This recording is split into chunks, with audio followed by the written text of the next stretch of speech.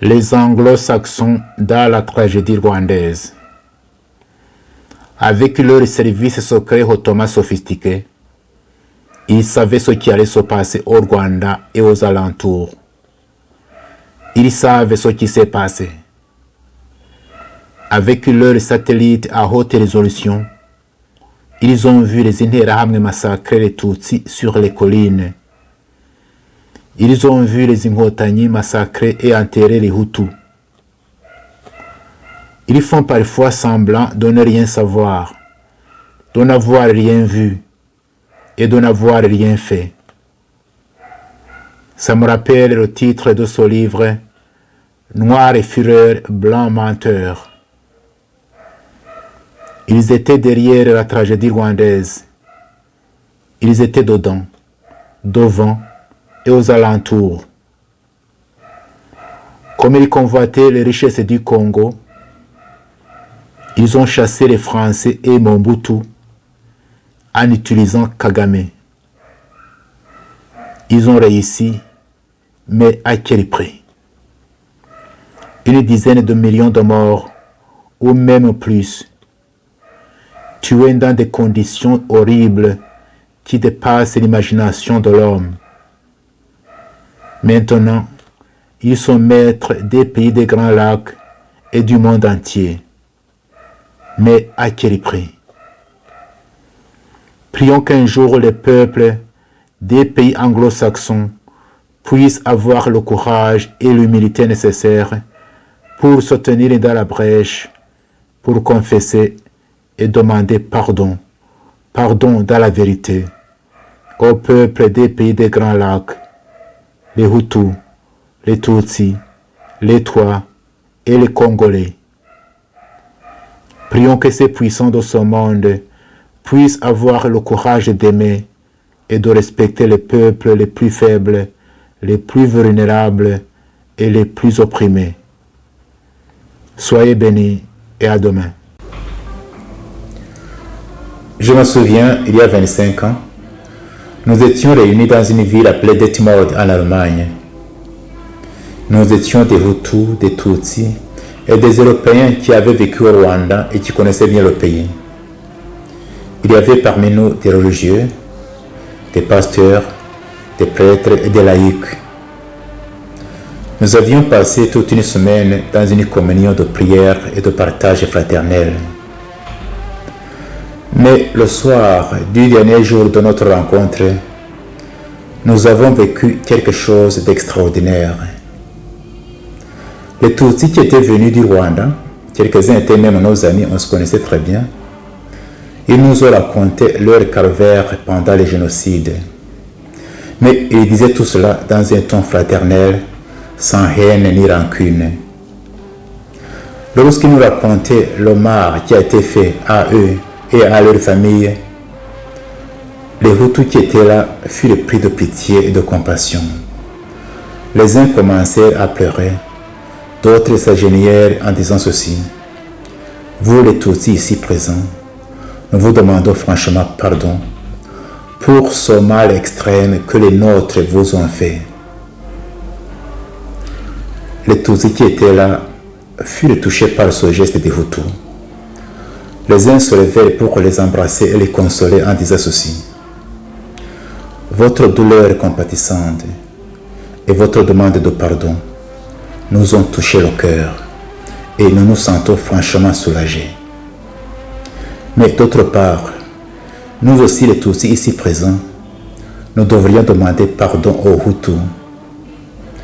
Oui, nous demandons pardon pour les peines et les souffrances que les nôtres ont fait subir aux Hutus tout au long de l'histoire de notre pays. Les Européens qui étaient là furent étonnés et ils disaient ceci: c'est la première fois que nous entendons des paroles pareilles parmi les Rwandais. Nous aussi, en tant qu'Européens, nous demandons pardon aux Rwandais parce que nous avons une responsabilité dans les malheurs qui ont frappé les Rwandais. Nous demandons pardon parce que nos pays ont complètement abandonné les Rwandais à leur sort pendant les périodes les plus difficiles de leur histoire. Et enfin, après tout cela, nous nous sommes assis et se fit le silence. Après quelques instants, quelqu'un se leva et rompit le silence en disant ceci. Je suis sûr que ce qui vient de se passer ici, c'est un miracle qui vient de Dieu. Je pense, disait-il, que nous devrions mettre par écrit ce que nous venons de vivre ici et inviter les Rwandais, nos compatriotes, à écouter la souffrance de l'autre, à se tenir dans la brèche et à demander pardon. Nous avons composé cet écrit et nous l'avons appelé Confession de Detmold. Detmold, c'est cet endroit où nous étions réunis. Vous pouvez trouver cette confession traduite en plusieurs langues sur son site confessiondedetmold.com ou sur la chaîne YouTube Dr Fulgence Loaiza. Parmi les gens qui ont signé cette confession, quelques-uns sont morts. Mais je ne doutais pas que le Seigneur, notre Père commun, les a reçus dans son royaume éternel. À sa publication, c'est-à-dire à la fin de l'année 1996, cette confession a été différemment accueillie et appréciée. Tandis que beaucoup l'appréciaient hautement et disaient que c'était le seul chemin que les Rwandais devraient emprunter pour arriver à la vraie réconciliation, d'autres s'y opposaient carrément, et parmi ceux-ci on pouvait trouver quelques prêtres et pasteurs. J'ai même entendu qu'à la radio Rwanda, à ce moment-là, on aurait diffusé la confession des Hutus seulement et laissé de côté la confession des Tutsis.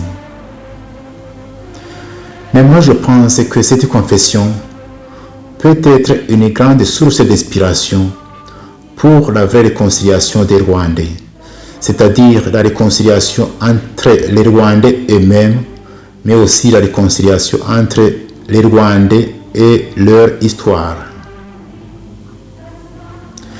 Et ainsi les aider à sortir de cette impasse d'accusations mutuelles devant les tragédies qui ont endeuillé les Rwandais. Je conseillerais aussi à ceux qui liront cette confession de ne pas s'attarder inutilement sur sa lettre, mais plutôt sur son esprit. Il y a 3 leçons que nous pouvons tirer de cette confession. La première leçon est celle-ci. N'aie pas peur d'écouter la souffrance de l'autre et de la laisser pénétrer ton cœur. Deuxième leçon. N'aie pas peur d'exprimer tes propres souffrances, tes peines, tes peurs, mais alors sans haine ni rancune. Troisième leçon. N'aie pas peur de demander pardon à ce que tu as fait souffrir.